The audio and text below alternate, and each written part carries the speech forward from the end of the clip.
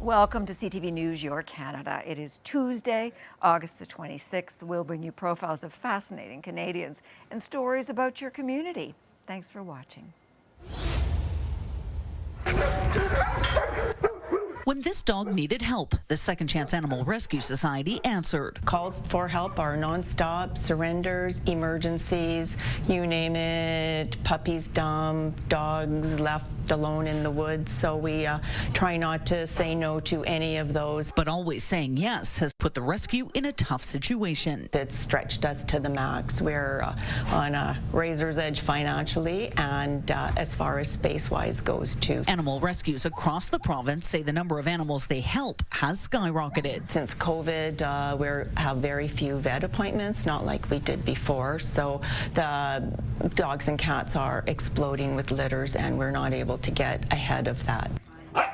This litter of puppies was found abandoned, while this litter was recently surrendered to SCARS. The good thing is they are in our care and they will all be spayed and neutered. Feels like an uphill battle that you can never get to the top, because when rescues are getting burnt out, compassion fatigue, etc., and then they close down rescues, the problem is going to get even worse. Zoe's Animal Rescue Society says they're also seeing more people struggling to afford the pets they have. People having unwanted litters, people having neglected animals, people, on leash, on different things who can't afford vet care. Their animals are suffering. They have nowhere to turn.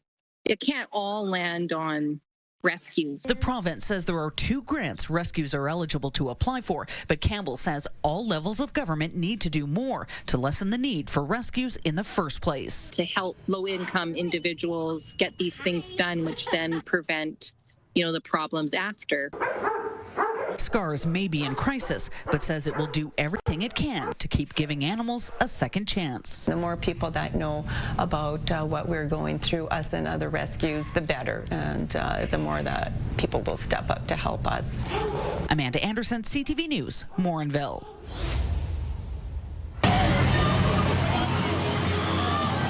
Here's people, they can imagine what it looked like or what it felt like where they were experiencing their day down at the CNE, and they can kind of put yourself into those photos. Almost everyone who makes their way through the annual end of summer fair has their own CNE story. For Scooter Cork, Vice President of Client Services at North American Midway Entertainment and photographer, his spans nearly 50 years. I've been hanging around the CNE for 49 years. Most of those years I had a camera by my side, so luckily I've been able to catch a little bit of the CNE history over that period. The sights, sounds, smells, and thrills of over 4 decades of fun, all captured one frame at a time in a new photo exhibition titled CNE in Color. That's part of the fun of the ride, is that you can share it with somebody else and have a fantastic ride. Memories turned into moments frozen in time, creating a shared experience that spans generations. The CNE and the exhibition has been a huge part of culture in Toronto.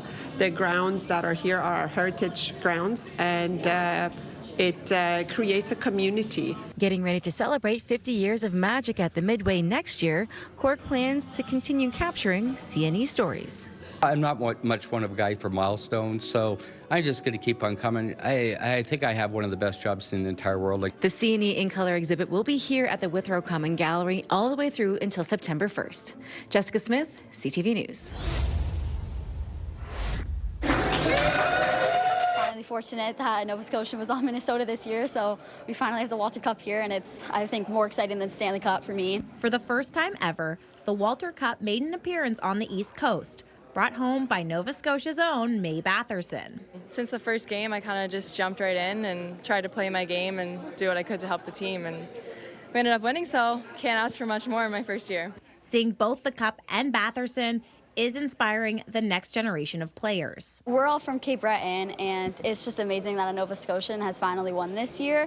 It's very exciting, and she's a role model for girls like me. I'm gonna know a lot more information about hockey here. Like, people who don't play the sport are definitely gonna maybe be curious and come down and see and meet the people. You wanna get me to sign it?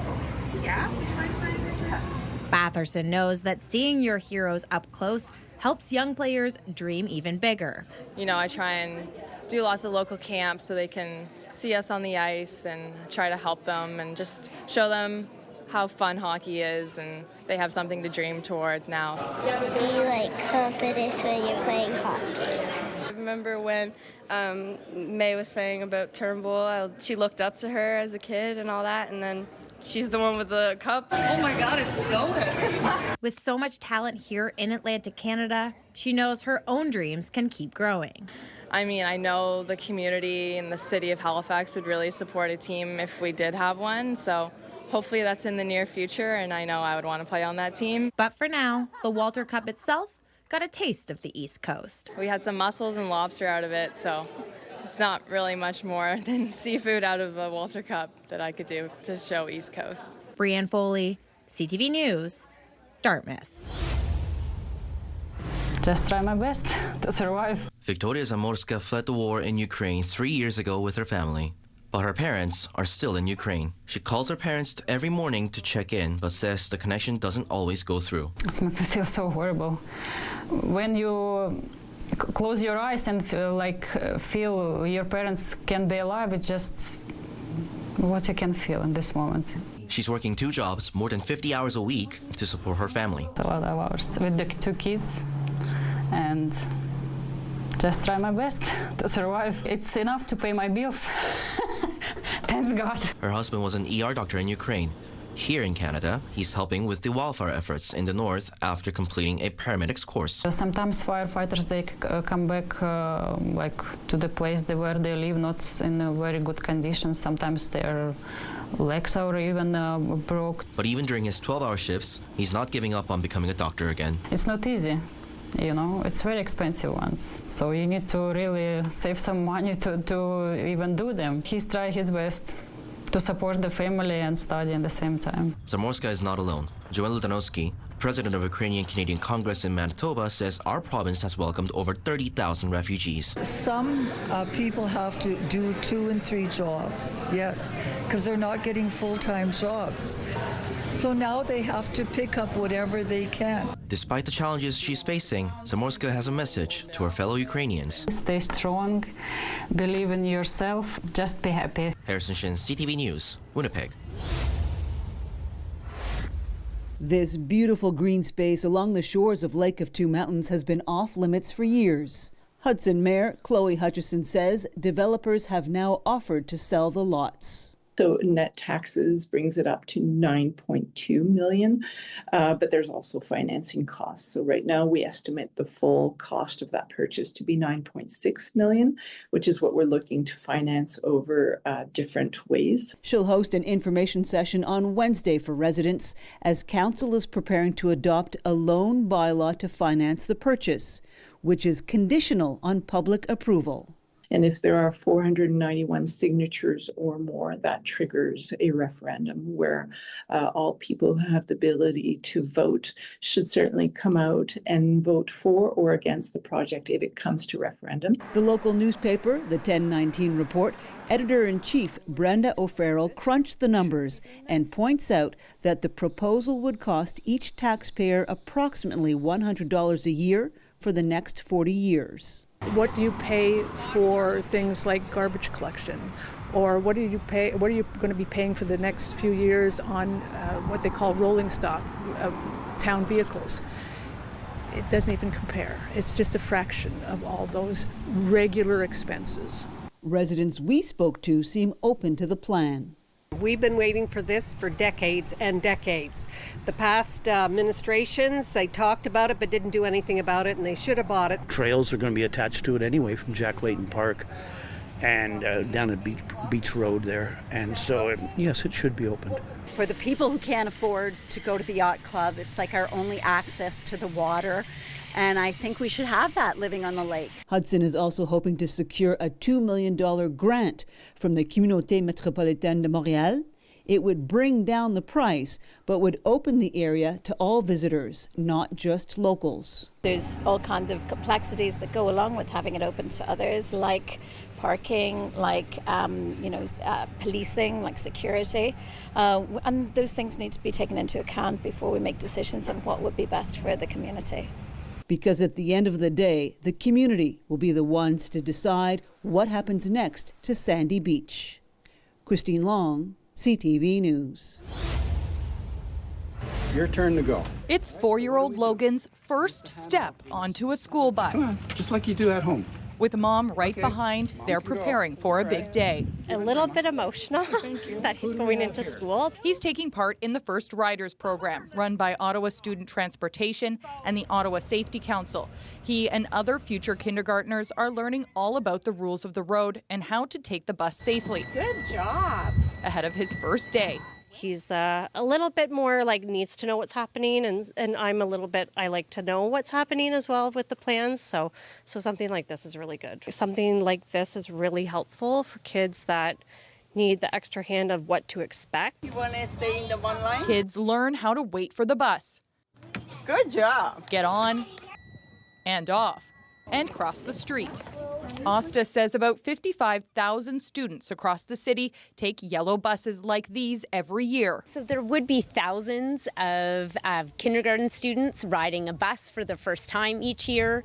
An event like today really goes a long way to reassure both students and parents that they can safely get to school and that it can be a whole lot of fun. And drivers say it's helpful for those behind the wheel too, because safety is paramount. I tell them, okay, there's going to be snow, so you might have to step over the snowbank and then get on the road, and kind of talk through all the little things that might happen so it's in the back of their head when it does happen. Who are you going to sit next to? Maybe a new friend? Ooh. For 3-year-old Rowan, this year is full of new possibilities. Go ahead, bud. Up you go. And with just a few more days until her first day of class, her parents are feeling relief. It seems like they're going to just take good care of her. Kimberly Johnson, CTV News. Construction crews are digging in, breaking ground, and hoping to fill a much-needed gap for Calgary soccer players. The shortage in the city and in the province really is unbelievable. Calgary Villains FC is building a full-size indoor soccer dome for 11 versus 11 games. The $6 million project is funded primarily by its members through private investments and community fundraising. Located on 2 acres next to its existing Southeast Training Center, the club hopes it can meet the city's growing need for indoor fields. Our dome here, the interest that we've had over the last year and a bit, we could probably build 2 or 3 of these and have them filled. Calgary Minor Soccer has over 31,000 players registered in its programs, growing about 10% each year, and it's not slowing down with the upcoming FIFA World Cup hosted in Canada next year. We've run out of space for the indoor game. We're at capacity. New spaces like the recently opened Calgary Soccer Centre Dome are helping, but more are needed right away to keep up with demand. At least 4 more of these indoor full-size spaces. Wet weather also canceled hundreds of outdoor games last season. Extra indoor spaces hope to change that. It allows our game to be played regardless of the weather. We can move some of those games that are scheduled for a saturated field indoors. Now we will be able to play more often, to train more often, and that's going to be a big step forward. And player development is huge. Chelsea Anderson says her game wouldn't be where it is without these types of facilities. To see how much the girls love the game here, it's honestly inspiring to me, and I'm really excited to see how they perform at the next level. Other players like Jackson Marchant are also encouraged by newer spaces. It is a little bit harder to find access to play, but now that we have another dome going up, hopefully it kickstarts a couple other programs. Providing Calgary soccer players with more opportunities to train and play throughout the winter. Mark Villani, CTV News, Calgary. We mostly see the common snapping turtle and the painted turtle. Ontario is home to 8 turtle species, all of which are listed as at risk. Evolutionarily speaking, they rely on bet hedging, which means they have a lot of babies every year, but not a lot of them will make it. Which is why the team at Rare Charitable Research Reserve have been incubating eggs at their facility over the last few weeks and are now releasing the next generation of turtles back into local habitats. That's their egg tooth. That's what helps them break through the eggshell. And just like kids' teeth, it'll fall off. Breaking free of its shell is just the start. Turtle populations face a number of threats once hatched. The main risk is when our adults are being hit on roads or their habitats are being destroyed. Suddenly there's no adults that are able to reproduce in the population. Turtles are really long-lived species, taking upwards of more than a decade to actually reach sexual maturity, which can be shocking to most people. And so in order to give them the best chance of survival, these head starting programs are critical. Giving them a hand getting to their destination is okay. By helping bring them to the water, you are increasing their chances of survival just by doing that. Pick them up and move them in the same direction they're heading. It's really important that even if you think that, oh, on the other side of the road, it doesn't look like there's anything, you don't actually know what their end destination is. And so it's important that you continue to move them to where they're actually trying to go. The reptiles often picking nesting locations along roadways for a purpose. It's because it's similar to some of their natural habitat that may no longer exist. So that gravel will enable, more heat to be trapped within the substance and allow for better incubation of the eggs. Although incubated hatchlings have now for the most part been hatched and are being released, you might be lucky enough to spot wild ones over the next few weeks. Ashley Bacon, CTV News, Cambridge. A married couple from the village of Siemens are celebrating some sweet success for their homemade chocolate at a prestigious international competition. Dionysia Chocolate, named after Lower Sandoval's grandmother, scored 2 bronze-level wins at the 2025 International Chocolate Awards. Their unique bean-to-bar blends are made with great care and attention, applying their signature taste during roasting. There's a lot of trial and error with the roasting process before we get to actually making a chocolate that we like or that we will sell, because we have to test different roasts, how they affect the flavor, and then also see how that turns out. The chocolate makers are also parents of 2 young children. When the day is complete and their kids are asleep is when their pantry turns into a makeshift chocolate factory. I'm busy with the kids at the day, and in the night is the process. At the night is the magic coming and the smelling cacao coming. We are happy doing this because we like to do that. Sandoval moved from Colombia over 5 years ago. Chocolate making is a part of her family's history. She says the process makes her feel close to her roots and culture. My business is not big. I'm happy to do that because it's something healthy. It's tradition, it's flavor, it's smiling, it's love. Going forward, Dionysia Chocolates plan to continue their current process, eventually offering lines of chocolate which celebrate Colombian culture. They also hope to one day have access to a registered kitchen to offer their unique blends on a wider scale. And that's one of the things we like about the way we do chocolate is we're not just creating a uniform product. Every time you have one of our bars, you're getting something very unique. Savoring the past while looking to the future, bringing the taste of Colombia to the prairies and beyond. Mick Fable, CTV News, Siemens. Georgian College is making it faster and more affordable to get training for jobs in agriculture. At farms, at greenhouses, at nurseries, or for those who are working or interested in working in food sustainability. The college's new partnership with Rama Community Farm is allowing students to partake in a microcredential program in greenhouse operations. The goal is for the 7-week course to equip students with specific skills that are in high demand by employers, which can allow them to land a wide range of jobs. Some people have a lot of experience in outdoor agriculture and farming. Some have a lot of experience with ornamental plants, and we've been able to hone those skills in a specific greenhouse setting for them to be able to take away to future job opportunities. It comes at a tuition cost of only $200 thanks to funding from Upskill Canada, and it's free for those who qualify for subsidies from equity-deserving groups.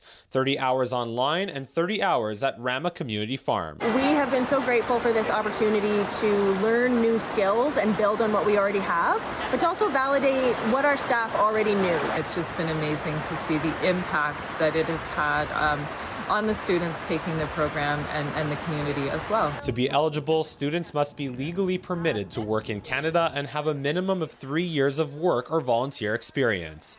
The current group is in its 5th week, and registration is open for another cohort of the program that is set to begin in mid-September at Camp Hill Communities just outside of Barrie. Mike Lang, CTV News. Just say you love me and want me. The visionary behind starting a TV and radio station in the middle of Midwestern Ontario is the focus of a new play at the Blyth Festival. This is a trailblazer, an icon, someone who left an indelible mark on this community. I think really changed the culture of the place and invited us to think about and celebrate who we are in the place where we live. Garrett plays W.T. Doc Cruikshank in Radio Town, the Doc Cruikshank story, now on stage at the Blyth Festival.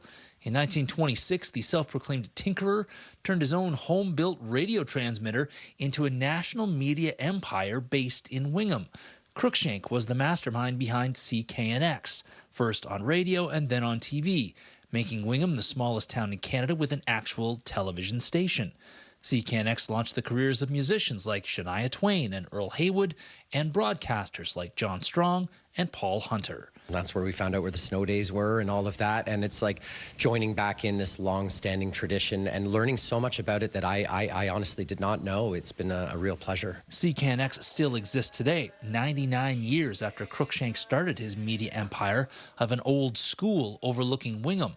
Some of the artifacts from CKNX's past, including the CKNX Barn Dance and Circle 8 Ranch, are on display for patrons to peruse during Radio Town's run until September 20th. It sort of gives our patrons a more immersive experience as to what the barn dance was like. There are lots of people in the community who either attended barn dances or played and performed in the barn dances.